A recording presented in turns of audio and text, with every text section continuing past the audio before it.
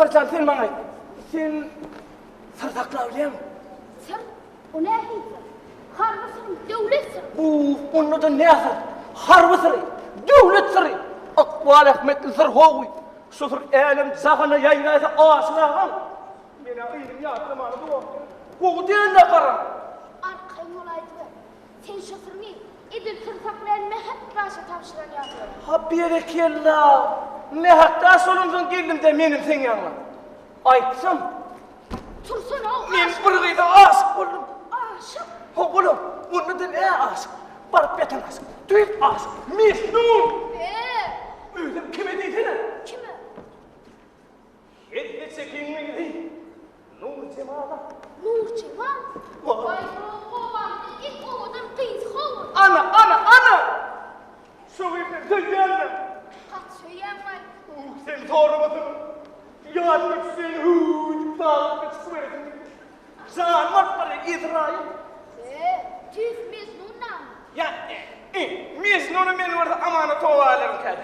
O zaman Mecnun değilenler bolarlar. Kim bilir? Yine men sen ümtü durma canım. Kümü desene senin başka sürüysen olacak yok. Ben sana ne kımı ödeyin canım. Ya sağ için o da gidip vereyim. Yok la yente onu nerede etmeli işlerken onu armalı izah etmeli. Ormalı. Bak son armakta iş var. Görme ettiler. O amının in odan kıydı ve hem de seyirden göderdi. Gipin kuleye sen soğuydu men adından koşku yaptın mı? Yo eğer men onun yanında başar yanına. Onu el başaramakmışsın. Ay oğlum divar ederdiğinde koşkunun çık ya deyim çık ya. Gözüm bilen orduma yalpırlap dur onu. Sen koşku yap biliyor musun? Tez soğuydu men doğulma getirip bilensen men senin yanında koşak yatacaktım. Almadınız demir doğunu görür deyişler yani benim soğuydu. Soğuşken senin alman gitmen. Gayret et. Önüm bir saniyede kömürden geçtim ben. Ay bolyadan ama. Aşık şondan sonra yol aşık gelip. Bu gerek sen boş koyuvermey.